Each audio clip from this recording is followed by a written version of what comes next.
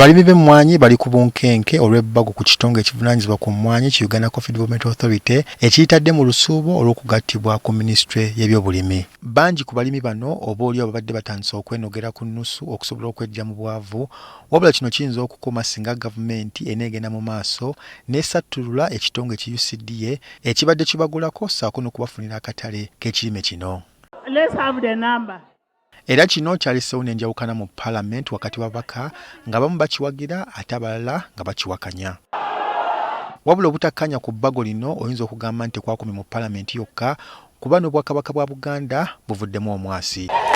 Katikkiro Charles Peter Mayiga awakanyiza ekirowoozo kya gavumenti kyetembeeta nti emmwanyi ya Uganda yakuvaamu ssente nnyingi singa etundibwa nsiike. Lukulula nange erimu ensaano kaawa gwe bamaze okusiika n'okussa kuba gwe mutendera ogusembayo ogulimu essente. N'ayita mu Lwera n'atuuka e Kampala n'agenda e Busia n'atuuka e Mombasa n'omuteeka ku mmeeri. Toyinza kusiika mmwanyi mu Uganda n'ozituusa e Bulaaya ne bazinywamu kaawa kubanga eddekende liba liweddemu. Katikkiro atuse n'okubuuza lwaki ekyokulekawo ekitongole ki UCDA kiruma bannabyabufuzi. Emmwanyi si za gavumenti. Ku kyalo ky'ewammwe gye muva waliyo gavumenti erinayo omusiri. Emmwanyi si za gavumenti, za balimi. Naye na kino mukiwulire ne ssente UCDA ezeetwala ezibaluma nazo si za bannabyabufuzi, za bannayuganda. Abalima emmwanyi gwate ssebo omwaka gw'ebyensimbi oguwedde akawumbi kalamba n'obukadde 4 eza Amerika, ezo ssente zibalwa zaava mu mmwanyi. Kaakati bannabyabufuzi ekibanyiiza kyeki?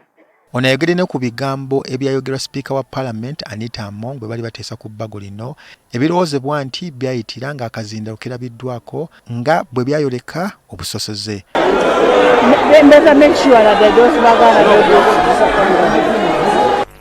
Sipiika omukyala Anita Among yawuliddwa ng'ayogera n'ebintu bye tutaategedde ebifaanana okubonereza Abaganda. Gwate etteeka lyabadde ly'Abaganda alyoka ayogere ku Baganda. Yampeereza obubaka tuwuliziganya. Yabyegaanye mu bubaka bwe yampeereza. Mayiga era asabye abantu baleme kuleeta nsonga y'amawanga mu mmwanyi. Eyatandise eby'amawanga ali wano mu Bulange gy'abeera tebamanyiiyo lwaki tebamugambako nate ne bagamba ffe. Yaaba ffe ebikwata ku bantu be tukulembera ffe tuyinza okubisirikira. Kamalabyonna era ayogedde ku musigansimbi Henry Kapineti gwe bagamba nti ayagala kugatta mutindo ku mmwanyi. Omukazi gwe bayita Peneti baakola naye endagaano nti ye yekka omuntu omu yabaagula emmwanyi zaffe. Talina wadde yiika. Aweebwa atya obuyinza ku kirime kyaffe? Asalewo obungi bw'ensawo ye zaayagala Peneti. Asalewo ebbeeyi ye gy'agala otuwa ye Peneti. Tamanyi wadde ekikolo ky'emmwanyi bwe kifaanana.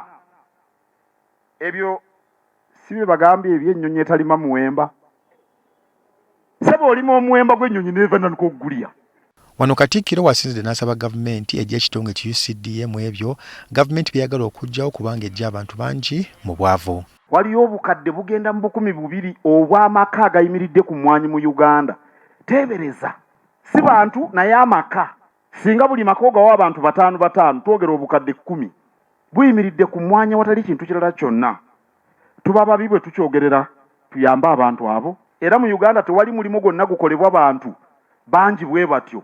Bwe kiba bwe kityo lwaki UCDA erabirira omulimu guno teyawulibwa ku bitongole ebirala bye baagala okuggyawo yo ne bagirekawo.